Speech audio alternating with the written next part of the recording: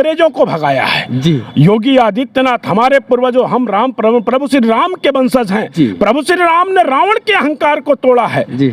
हम कृष्ण के वंशज हैं। भगवान श्री कृष्ण ने कंस के अत्याचार और अहंकार को तोड़ा है।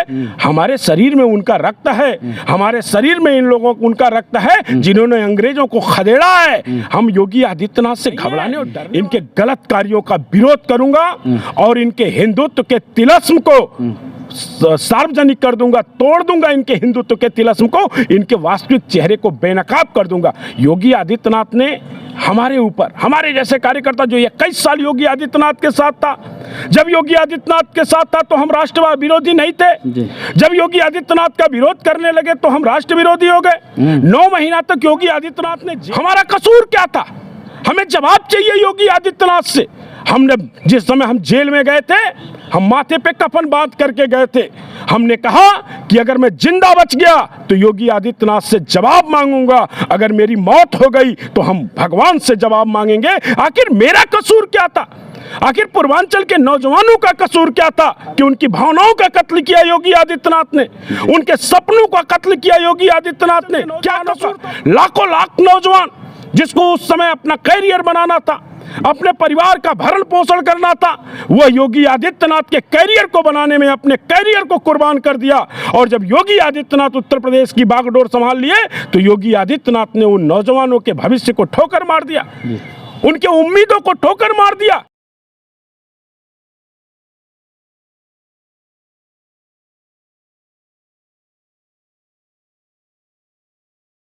जय श्री राम का जब नाम आता है तो हिंदू युवा वाहिनी को लोग तुरंत फोकस करते हैं। गजब हो गया।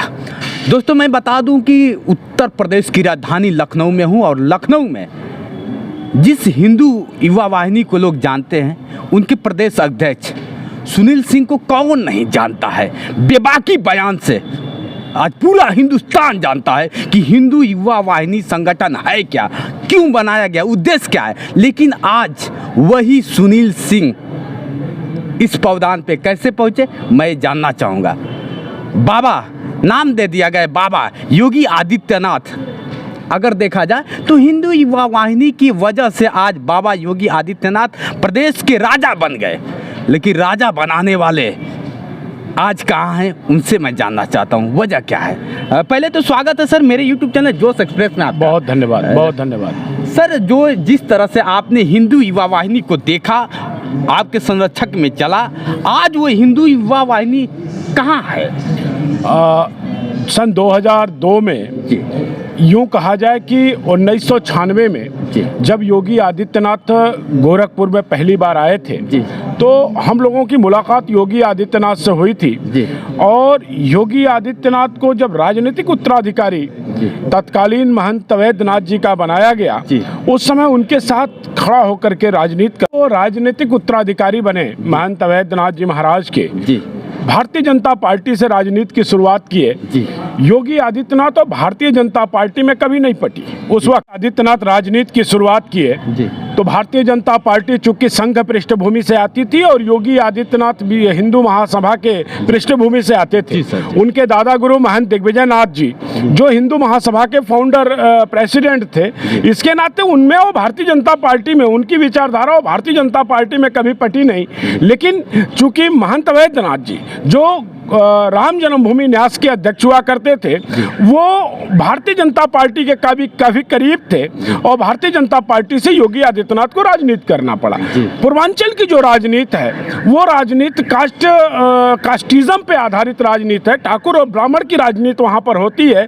भारतीय जनता पार्टी में ब्राह्मण समाज के लोग ज्यादा थे। जब योगी आदित्यनाथ चुनाव लड़ते थे तो भारतीय जनता पार्टी उनका विरोध करने लगती थी, यद्यपि भारतीय जनता पार्टी के कैंडिडेट होते थे। हम लोगों को लगा कि ऐसे तो राजनीति नहीं हो पाएगी। हमने योगी आदित्यनाथ के सामने एक प्रस्ताव रखा कि भारतीय जनता पार्टी के पैरेलल क्यों ना हम एक अपना संगठन खड़ा करें। योगी आदित्यनाथ ने कहा बड़ा टफ काम है। हम कहे प्रयास करने में क्या जाता है। हमने प्रयास किया और गोरखपुर से शुरू किया। हिंदू युवा वाहिनी गोरखपुर में हम लोगों ने गठन किया और गोरखपुर में जब गठन किया तो भारतीय जनता पार्टी के खिलाफ हमने एक कैंडिडेट उतारा। भारतीय जनता पार्टी की सरकार उत्तर प्रदेश में थी, भारतीय जनता पार्टी की सरकार केंद्र में थी। उत्तर प्रदेश में कल्याण सिंह मुख्यमंत्री थे, गोरखपुर में वहां से विधायक शिव प्रताप शुक्ला होते थे, हम लोगों ने, हिंदू युवा वाहिनी के लोगों ने शिव प्रताप शुक्ला के खिलाफ डॉक्टर राधा मोहन दास अग्रवाल को गोरखपुर नगर से हम लोगों ने चुनाव लड़ाया और हिंदू युवा वाहिनी के बल पे भारतीय जनता पार्टी को मुंह की खानी पड़ी और राधा मोहन दास अग्रवाल विधायक बने। और जब राधा मोहन दास अग्रवाल विधायक बने तो 2002 में उत्तर प्रदेश स्तर पे हम लोगों ने हिंदू युवा वाहिनी का गठन किया और पूर्वांचल के हर गांव में, हर कस्बे में, हर न्याय पंचायत में और हर बूथ पे हिंदू युवा वाहिनी का हम लोगों ने विस्तार दिया और जिसका परिणाम ये हुआ कि जो व्यक्ति 1996 में उत्तर प्रदेश की भाषा नहीं जानता था, जो व्यक्ति 1998 में उत्तर प्रदेश की भौगोलिक स्थिति के बारे में नहीं जानता था, हिंदू युवा वाहिनी ने ऐसे व्यक्ति को 2017 में हिंदुस्तान के सबसे बड़े प्रदेश का मुख्यमंत्री बनाने में सहयोग करने का काम किया। लेकिन योगी आदित्यनाथ चूंकि बहुत महत्वाकांक्षी व्यक्ति हैं, जिस व्यक्ति ने योगी आदित्यनाथ को गोरक्षपीठ से जोड़ा था, जिस व्यक्ति ने सबसे पहले योगी आदित्यनाथ को महंत अवैधनाथ से मिलवाया था, जब महंत अवैधनाथ से मिलने के बाद योगी आदित्यनाथ ने सबसे पहले उसको बाहर का रास्ता दिखाया। जिन लोगों ने इनको राजनीति का कहरा सिखाया था, उन लोगों को जब इनका वर्चस्व बढ़ने लगा तो सबसे पहले योगी आदित्यनाथ ने उन लोगों को बाहर का रास्ता दिखाया। और जिस हिंदू युवा वाहिनी ने योगी आदित्यनाथ को फर्श से लेकर अर्थ पे पहुंचाया, उस हिंदू युवा वाहिनी को सत्ता प्राप्त करते ही योगी आदित्यनाथ ने बाहर का रास्ता, शून्य से लेकर शिखर तक मैंने देखा है सर, शून्य से लेकर शिखर तक जिस तरह से आपने योगी आदित्यनाथ के हमेशा सहयोग में रहा और वो सहयोग आज क्यों कारण बन गया कि ऐसे लोगों को उठा के फेंकने का काम किया, क्यों, ऐसा क्या कारण है? जनता जानना चाहती है सर, क्या कारण रहा? योगी आदित्यनाथ बहुत ही महत्वाकांक्षी व्यक्ति हैं जी। योगी आदित्यनाथ के राजनीतिक गुरु योगी आदित्यनाथ तो अमित शाह जी और नरेंद्र मोदी जी को देखना पसंद नहीं करते थे। योगी आदित्यनाथ के राजनीतिक गुरु जो थे, पॉलिटिक्स में गॉडफादर जिसको योगी आदित्यनाथ मानते थे, वो लाल कृष्ण आडवाणी थे। 5 साल में लखनऊ में लाल कृष्ण आडवाणी का भी कोई कार्यक्रम हुआ क्या? ये तो योगी आदित्यनाथ का चरित्र है। और आज योगी आदित्यनाथ से अगर हम दूर हुए तो हम कोई पहले व्यक्ति नहीं है, हम तो बहुत पिछली लाइन में खड़ा हुए व्यक्ति हैं। योगी आदित्यनाथ के साथ जितने लोग थे, जिन लोगों ने योगी आदित्यनाथ को योगी आदित्यनाथ बनाया, आज वो योगी आदित्यनाथ के साथ नहीं है, क्योंकि योगी आदित्यनाथ अपने नेचर के हिसाब से सभी लोगों को किनारे करते गए। योगी आदित्यनाथ भारतीय जनता पार्टी में जिन लोगों ने योगी आदित्यनाथ का सहयोग किया, संघ में जिन लोगों ने योगी आदित्यनाथ का सहयोग किया, आज वो लोग कहाँ हैं किसी को पता नहीं है। योगी आदित्यनाथ सिर्फ अपने लक्ष्य को देखते हैं। इस समय योगी आदित्यनाथ का लक्ष्य दिल्ली है और दिल्ली जाने में जिसकी भी कुर्बानी देनी पड़े, योगी आदित्यनाथ देने में संकोच नहीं करेंगे। लेकिन योगी नाम आप लोग नहीं दे दिया, योगी का ये सब क्यों, लोभ क्यों, इस तरह से लोभ क्यों? देखिए, योगी आदित्यनाथ जब उत्तराखंड में थे तो योगी आदित्यनाथ छात्र संघ का चुनाव लड़े थे और जब वो छात्र संघ का चुनाव लड़े थे तो उनको बहुत कम वोट मिला था। और अपनी राजनीतिक महत्वाकांक्षा को प्राप्त करने के लिए योगी आदित्यनाथ संघ कार्यालय में आते हैं और संघ कार्यालय में आकर के टेलीफोन ऑपरेटर की नौकरी करते हैं और टेलीफोन ऑपरेटर की नौकरी करने के बाद जब उनकी महत्वाकांक्षा पूरी नहीं होती है तो गोरक्षपीठ से जुड़ते हैं और गोरक्षपीठ से जुड़ने के बाद योगी आदित्यनाथ आज भारतीय जनता पार्टी में, भारतीय जनता पार्टी के तमाम समर्पित लोगों के कंधे पे पैर रख करके आज उत्तर प्रदेश के मुख्यमंत्री बने हैं और उस सपने को साकार करने के लिए दिल्ली की कुर्सी योगी आदित्यनाथ को दिखाई दे रही है। उत्तर प्रदेश को उत्तम प्रदेश बना दिए, सच्चाई कहां तक है? उत्तर प्रदेश को उत्तम प्रदेश कौन कहता है? ये खुद कहते हैं, योगी आदित्यनाथ जी कहते हैं कि मैंने उत्तर प्रदेश को उत्तम प्रदेश बना दिया। जो कि अपने संगठन को नहीं संभाल पाया, वो कैसे उत्तर प्रदेश को उत्तम प्रदेश बना दिया? यही तो जानना चाहते हैं। आप उत्तर प्रदेश के नागरिक हैं, योगी आदित्यनाथ के द्वारा किए गए एक काम के बारे में आप बता दें, मैं मान लूंगा कि हाँ, योगी आदित्यनाथ ने उत्तर प्रदेश को उत्तम प्रदेश बना दिया। एक भी काम योगी आदित्यनाथ ने नहीं किया, एक भी काम उन्होंने नहीं किया और जिससे इस गर्व के साथ उत्तर प्रदेश के लोगों को कहना पड़े कि योगी आदित्यनाथ ने उत्तर प्रदेश में परिवर्तन किया है। जिस तरह से सर, मैं आपसे एक सवाल करना चाहूंगा कि फिर से 2022 में चुनावी बिगुल बज चुका है और उस चुनावी बिगुल में इस बार योगी आदित्यनाथ जी का क्या रहेगा? हमारे राष्ट्रीय अध्यक्ष आदरणीय श्री अखिलेश यादव जी ने पहले ही घोषणा कर दिया है, क्योंकि जनता गुस्से में है, बेरोजगार गुस्से में है, किसान गुस्से में है, व्यापारी गुस्से में है, कर्मचारी गुस्से में है। इनके गुस्से को देख करके हमारे राष्ट्रीय अध्यक्ष जी ने पहले ही घोषणा कर दिया है कि अब की बार 400 पार। योगी आदित्यनाथ का पता नहीं चलेगा कहाँ गए योगी आदित्यनाथ। और भारतीय जनता पार्टी ने तो पहले उनको गोरखपुर भेज दिया है, अब वहीं रहेंगे और वहीं मंदिर के मठ में मंदिर की व्यवस्था को संचालित करेंगे। उनके बस की बात सत्ता चलाना नहीं है, सरकार चलाना योगी आदित्यनाथ के बस की बात नहीं है। 5 साल में जनता उब चुकी है, 5 साल में किसान उब चुका है, 5 साल में बेरोजगार नौजवान उब चुका है, व्यापारी उब चुका है। योगी आदित्यनाथ को अब उत्तर प्रदेश की जरूरत नहीं है। आ रहे हैं अखिलेश यादव, बड़ी बेसब्री से उत्तर प्रदेश के लोग अखिलेश जी का इंतजार कर रहे हैं। नौजवान, बेरोजगार, किसान, मजदूर, माताएं, बहनें सब योगी आदित्यनाथ का इंतजार कर, ये योगी आदित्यनाथ की विदाई की तैयारी कर रही है और अखिलेश यादव जी का इंतजार कर रही है। आखिर क्यों सर योगी आदित्यनाथ का आपने दामन जो आज छोड़ के अखिलेश यादव जी का दामन थामा है, आखिर ऐसा क्यों? मैं बताया ना कि योगी आदित्यनाथ का चरित्र है। हम लोग पूर्वांचल के लाखों नौजवान योगी आदित्यनाथ के साथ जुड़े थे। जब हम योगी आदित्यनाथ के साथ जुड़े थे पहले दिन, तो ऐसा लगता था कि योगी आदित्यनाथ एक सन्यासी हैं। और जब इस प्रदेश की बागडोर, देश की बागडोर योगी आदित्यनाथ के हाथ में जाएगा तो नौजवानों के भविष्य में आमूलचूल परिवर्तन आएगा। किसानों, मजदूरों, गरीबों की जीवनचर्या बदल जाएगी। लेकिन अफसोस के साथ कहना पड़ रहा है, योगी आदित्यनाथ ने 5 साल गुस्से और अहंकार में सरकार को चलाया है। उन्होंने बेरोजगारों के लिए कुछ नहीं किया, उन्होंने किसानों के लिए कुछ नहीं किया, उन्होंने नौजवानों के लिए कुछ नहीं किया, उन्होंने महिलाओं के लिए कुछ नहीं किया, उन्होंने मजदूरों के लिए कुछ नहीं किया। सिर्फ और सिर्फ नफरत फैलाने का काम योगी आदित्यनाथ ने किया है। 5 साल के बाद जब योगी आदित्यनाथ चुनाव के मैदान में है तो नफरत फैलाने की राजनीति योगी आदित्यनाथ को सत्ता से दूर करने जा रही है। उनके सत्ता का पलायन होने जा रहा है। योगी आदित्यनाथ गोरखपुर वापस होने जा रहे हैं। जिस तरह से आप विरोध उनका कर रहे हैं सर, पब्लिक देख रही है, इस तरह से विरोध करने वालों को कहीं ना कहीं योगी आदित्यनाथ दबा देते हैं। आप भी इस बात से अवगत हैं, जानते हैं, और पब्लिक भी जानती है कि जो योगी आदित्यनाथ का विरोध किया उसका पतन, तो कहां तक सच्चाई है? हम तो हमारे पूर्वजों ने अंग्रेजों को भगाया है जी। योगी आदित्यनाथ, हमारे पूर्वजों, हम राम प्रभु श्री राम के वंशज हैं। प्रभु श्री राम ने रावण के अहंकार को तोड़ा है जी। हम कृष्ण के वंशज हैं। भगवान श्री कृष्ण ने कंस के अत्याचार और अहंकार को तोड़ा है। हमारे शरीर में उनका रक्त है, हमारे शरीर में इन लोगों को उनका रक्त है जिन्होंने अंग्रेजों को खदेड़ा है।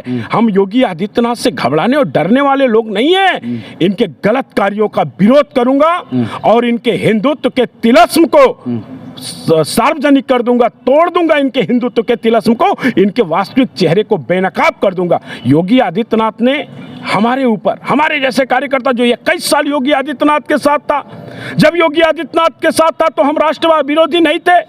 जब योगी आदित्यनाथ का विरोध करने लगे तो हम राष्ट्र विरोधी हो गए। 9 महीना तक योगी आदित्यनाथ ने जेल में रखा। हमारा कसूर क्या था? हमें जवाब चाहिए योगी आदित्यनाथ से। हमने जिस समय हम जेल में गए थे, हम माथे पे कफन बांध करके गए थे। हमने कहा कि अगर मैं जिंदा बच गया तो योगी आदित्यनाथ से जवाब मांगूंगा, अगर मेरी मौत हो गई तो हम भगवान से जवाब मांगेंगे। आखिर मेरा कसूर क्या था? आखिर पूर्वांचल के नौजवानों का कसूर क्या था कि उनकी भावनाओं का कत्ल किया योगी आदित्यनाथ ने, उनके सपनों का कत्ल किया योगी आदित्यनाथ ने? क्या कसूर था पूर्वांचल के नौजवानों का? लाखों लाख नौजवान जिसको उस समय अपना कैरियर बनाना था, अपने परिवार का भरण पोषण करना था, वह योगी आदित्यनाथ के कैरियर को बनाने में अपने कैरियर को कुर्बान कर दिया। और जब योगी आदित्यनाथ उत्तर प्रदेश की बागडोर संभाल लिए तो योगी आदित्यनाथ ने उन नौजवानों के भविष्य को ठोकर मार दिया, उनके उम्मीदों को ठोकर मार दिया। क्या कसूर था उन नौजवानों का? और हमारे जैसे नौजवान को जेल के अंदर भेज दिया। जवाब तो योगी आदित्यनाथ को देना ही पड़ेगा। सही कहा आपने। आज भी वही हो रहा है, जो अपने हक के लिए अगर अपना हक मांगता है, आंदोलन करता है, तो उनको लोग तुरंत कहते हैं आतंकवादी है। आप भी इस बात से अवगत हैं। आतंकवादी आखिर क्यों घोषित कर देते हैं योगी महाराज जी? योगी आदित्यनाथ खुद ही जिस कोख से पैदा हुए हैं, नफरत की कोख से पैदा हुए हैं, योगी आदित्यनाथ के आंख पे जब नफरत का चश्मा लगा हुआ है तो सारे लोग योगी आदित्यनाथ को बुरे लगेंगे। जो अपने हक के लिए लड़े जो अपने अधिकार के लिए लड़े, जी। जो अपने ऊपर हुए गलत फैसले के लिए लड़े, जी। वो आतंकवादी। और योगी आदित्यनाथ संत, योगी आदित्यनाथ को संत कहने में भी हमें शर्म महसूस होती है। संत की परिभाषा होती है, संत वो होता है जिसके मन के अंदर करुणा हो, दिल में प्यार हो और उसकी जबान से अमृत टपके, वही तो संत होता है। और योगी आदित्यनाथ के मन में ना करुणा है, दिल में ना प्यार है और जबान पे क्या है, पूरे हिंदुस्तान ने देखा है। टीवी चैनलों को किस तरह से वो अपने वक्तव्य को देते हैं, पूरे हिंदुस्तान ने देखा है। हम तो उनके करीब रह करके देखे हैं कि उनकी जबान से क्या टपकता है। जिस तरह से वादे किए गए थे कि सबका साथ सबका विकास, आपको क्या लगता है कि 5 साल में कितना विकास हुआ है? वादों की बात करते हैं तो ये भारतीय जनता पार्टी जो है, ये सब बड़े जुमलेबाज लोग हैं। जी। ये झूठे लोग हैं। इन्होंने तो 2014 में जब चुनाव था लोकसभा का, जी। तो जब आए थे तो ये कहे कि हम हिंदुस्तान में आमूल चूल परिवर्तन कर देंगे। 2G 4G 6G जितने घोटाले हुए हैं, जी। सारे घोटालेबाज जेल के अंदर होंगे। हम 15 लाख रुपया काला धन वापस ला करके जी। हिंदुस्तान के हर नागरिक के खाते में 15 लाख रुपया डाल देंगे जी। और हर साल 2 करोड़ लोगों को रोजगार देंगे। हवाई चप्पल वालों को हवाई जहाज की यात्रा कराएंगे। इन्होंने कहा था, जी। इन्होंने कहा था कि हम बुलेट ट्रेन देंगे, जी। स्मार्ट सिटी देंगे। जी। ये जो कहते हैं वो करते नहीं है। जी। और जो ये इनका काम है झूठ बोलना, नफरत फैलाना। आज अगर योगी आदित्यनाथ उत्तर प्रदेश में चुनाव हो रहा है, भारतीय जनता पार्टी अगर विकास की होती, भारतीय जनता पार्टी अगर नौजवानों को रोजगार दी होती, भारतीय जनता पार्टी किसानों की आय को दोगुना की होती, तो आज हिंदुस्तान और पाकिस्तान का नाम लेकर के चुनाव नहीं लड़ना पड़ता, शमशान और कब्रिस्तान के नाम पे चुनाव नहीं लड़ना पड़ता। कौन नहीं जानता है कोरोना काल में उत्तर प्रदेश की पोल खुल गई, हमने अपने परिजनों को कफन तक नहीं दिया, जलाने के लिए लकड़ी तक नसीब नहीं हुआ हमारे परिजनों को, रेमडेसिविर इंजेक्शन नहीं दे पाए हम अपने परिजन को, ऑक्सीजन के बिना तड़प तड़प के हमारे परिजन, हमारे पड़ोसियों ने दम तोड़ा है, गंगा और जमुना लाशों से पट गई, हम उनको जला नहीं पाए। और कौन सा उत्तर प्रदेश योगी आदित्यनाथ बनाना चाहते हैं? हमको योगी आदित्यनाथ का उत्तर प्रदेश नहीं चाहिए, हमको युवा तरुणाई अखिलेश यादव जी ने भाषण 2012 से लेकर 2017 तक जो विकास का आयाम स्थापित किया था, उत्तर प्रदेश में आमूल चूल परिवर्तन करने का प्रयास किया था। उत्तर प्रदेश में जिस तरह से उत्तर प्रदेश को विकास के रास्ते पर आगे बढ़ाया था, हमको अखिलेश यादव जी का उत्तर प्रदेश चाहिए, योगी आदित्यनाथ के नफरत वाला उत्तर प्रदेश। 2022 चल रहा है, 2022 में फिर से अखिलेश जी और बनाम ऐसे तमाम पार्टियां हैं, सबके साथ कुछ ना कुछ होगा। लेकिन क्या लग रहा है 2022 में किसकी सरकार बनेगी आपके हिसाब से? 2022 में किसानों की सरकार बनेगी, नौजवानों की सरकार बनेगी, बेरोजगारों की सरकार बनेगी, कर्मचारियों की सरकार बनेगी और मजदूरों की सरकार बनेगी। और किसान, मजदूर, कर्मचारी, बेरोजगार, नौजवान, सबका प्रतिबिंब अगर किसी के अंदर दिखाई देता है तो युवा तरुणाई अखिलेश यादव जी के अंदर दिखाई देता है। 2022 में अखिलेश यादव जी की सरकार बनेगी। 10 तारीख को अखिलेश यादव में पूरा उत्तर प्रदेश होने जा रहा है। क्या बात है, बहुत अच्छा लगा इस तरह से। मतलब सर, मैं अब लास्ट एक सवाल अब करना चाहूँगा, जैसे कि बार बार देखा गया है, अगर देखा जाए तो हमेशा राम मंदिर पे जो राम को लाए हैं हम उन्हीं की सरकार लाएंगे, सच्चाई कहाँ तक है? जब राम मंदिर का आंदोलन इन्होंने प्रारंभ किया तो ये फर्श में थे और रामचंद्र जी का नाम लेकर के, प्रभु श्री राम का नाम लेकर के ये फर्श से अर्श पे पहुंच गए। हिंदुस्तान में भारतीय जनता पार्टी की सरकार बनी और उत्तर प्रदेश में भारतीय जनता पार्टी की सरकार बनी। किसके नाम पर बनी? राम के नाम पर बनी। ये धूल झोंक रहे हैं योगी आदित्यनाथ और उनकी टीम, उत्तर प्रदेश के लोगों की आंखों में धूल झोंक रहे हैं। हम पूछना चाहते भारतीय जनता पार्टी के लोगों से, जो सुबह करता है, जो शाम करता है, जो अंधेरा करता है, जो उजाला करता है, तुम कौन हो बे उनको लाने वाले? उन्होंने तो तुमको लाया है, उन्होंने तो धरती दिया है, उन्होंने तो सांसें दिए। उनको ये उत्तर प्रदेश के लोगों ने अब ठाना है कि कि योगी आदित्यनाथ और उनकी कंपनी को अब रामचंद्र जी को नीलाम करने की अनुमति नहीं देंगे। रामचंद्र जी मंदिर बन रहा है तो आदित्यनाथ की कृपा पे नहीं बन रहा है, मंदिर बन रहा है तो प्रभु श्री राम की कृपा पे बन रहा है। सही कहा आपने। सर अब सरकार जो 2022 में बनेगी, जिसकी भी बने, तो किस उद्देश्य पे बनेगा? मैंने कहा ना, जो अस्पताल देगा, जो स्कूल देगा, जो विकास देगा, जो रोजगार देगा, जो किसानों की बात करेगा, किसानों के हक की बात करेगा, सरकार उसी की बनेगी। सबका साथ सबका विकास का जिस तरह से नारा दिया गया था सर, क्या वही नारा आज भी दूसरी पार्टी देगी या फिर उसी नारे पे फिर चलेगी दूसरी सरकार? भारतीय जनता पार्टी ने सबका साथ और सबके विकास की बात किया था जी। और आप देखे नहीं 5 साल किस तरह भारतीय जनता पार्टी के लोग जालीदार टोपी और चेकदार लुंगी की बात करते रहे। ये 5 साल तक किस तरह से धर्म देख करके, जाति देख करके न्याय देते रहे।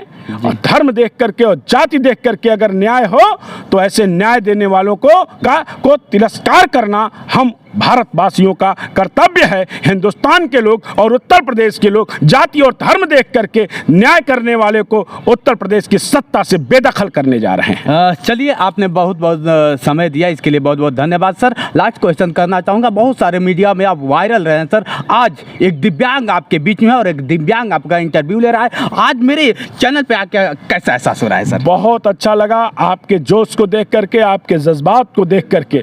हम विश्वास के साथ कह सकते हैं कि अगर हौसला बुलंद है तो मंजिल आपकी कदम चूमेंगी। और निश्चित रूप से हम आपको साधुवाद देते हैं, हम आपको बधाई देते हैं और हम ऊपर वाले से कामना करते हैं कि आप मीडिया जगत के ऐसे शीर्ष पर पहुंचे कि लोग आपका उदाहरण प्रस्तुत करें।